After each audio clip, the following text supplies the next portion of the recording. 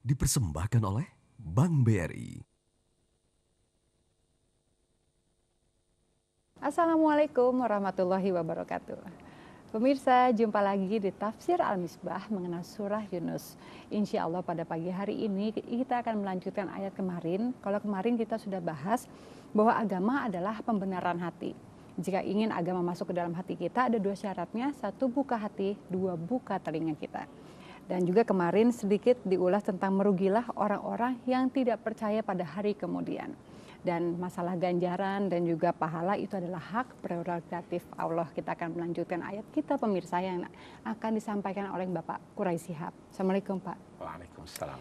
Nah pada pagi hari ini Pak ada tamu-tamu kita, Bitri sekarang ya. Sudah berubah ya? Sudah. Sekarang kita akan mendengarkan dulu ulasan Bapak tentang surat Yunus ayat 48 hingga 56 Pak. Baik, mari kita mulai. Bismillahirrahmanirrahim. Jadi ayat-ayat yang lalu yang kita sudah jelaskan itu memang antara lain berbicara bahwa nanti Tuhan akan menjatuhkan sanksi terhadap yang durhaka. Namun itu semua adalah hak prerogatif Tuhan. Mendengar ucapan ini, kita sekarang akan bahas ayat kita ini. Orang-orang yang durhaka itu berkata, kapan apa yang kamu janjikan itu akan terjadi? Kalau memang kalian, wahai kaum muslimin, orang-orang yang benar dalam ucapan dan sikapnya, tentu kalian bisa menentukan kapan itu. Nabi diperintahkan menjawab begini. Qul la amliku li nafsi dharra wa la naf'a illa masyaallah. Jawablah, sampaikan kepada mereka, saya pribadi, jangankan orang lain, saya pribadi tidak mampu untuk menampi suatu madarat atau mendatangkan suatu manfaat kecuali apa yang dikehendaki Allah, dalam arti kecuali berdasar kemampuan yang dianugerahkan Allah padaku.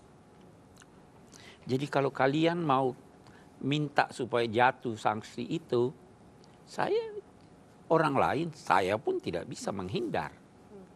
Saya tidak mempunyai kemampuan kecuali kemampuan apa yang diberikan Tuhan kepadaku. Nah, itu sebabnya biasa kita ada baca la haula wala quwata illa billah.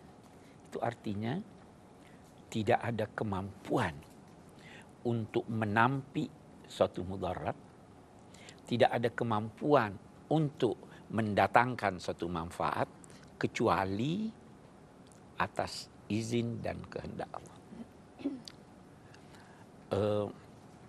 Ada seorang anak pernah jalan sama Nabi, terus sambil dipegang tangannya, Nabi berkata begini, saya akan ajar kamu beberapa kalimat, dengarkanlah.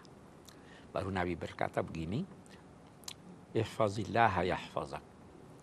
Pelihara, perhatikan, tekun melaksanakan perintah Allah. Niscaya dia akan memelihara kamu. Kalau kamu meminta pertolongan, mintalah pertolongan kepada Allah sebelum minta pertolongan pada orang. Maksudnya, orang itu tidak bisa memberi kamu pertolongan kalau tidak diizinkan Allah. Jadi minta dulu pada dia. Kalau mau ke dokter, minta tolong sama dokter, oke, tapi minta dulu pada Tuhan.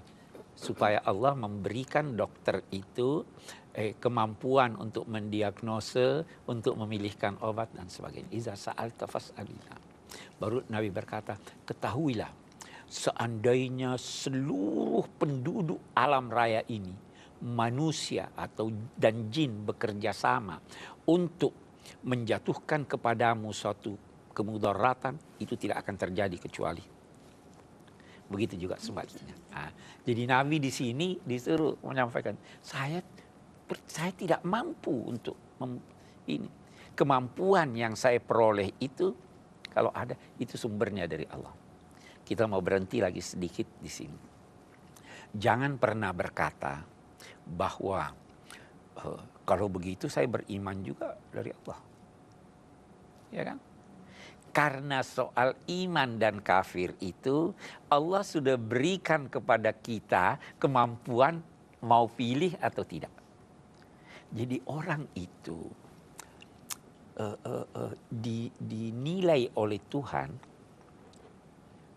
berdasar niatnya, keinginannya, bukan berdasar perbuatannya. Itu sebabnya kita lihat, bisa jadi saya bermaksud baik, tapi sesuatu menjadikan buruk, Tuhan beri Anda ganjaran. Karena niat Anda. Oke, kita kembali kepada ayat kita. La amliku li nafsi dharra wa la naf'a illa ma syaa Allah. Baru dia katakan likulli ummatin ajal. Mereka kan minta dijatuhkan sanksi toh. Allah terus menjawab, setiap masyarakat, setiap umat itu ada ajalnya. Ada masa kehancurannya, ada masa kebangkitannya, ada ajalnya. Kita lanjutkan nanti. Baik. Pemirsa, Allah menilai manusia bukan dari perbuatannya, namun melainkan dari hatinya. Kami akan kembali setelah yang ini, tetaplah di Tafsir Al-Misbah. Qul ara'aitum, sekarang kita lihat. Coba Muhammad sampaikanlah kepada dia, bagaimana kira-kira sikap kamu?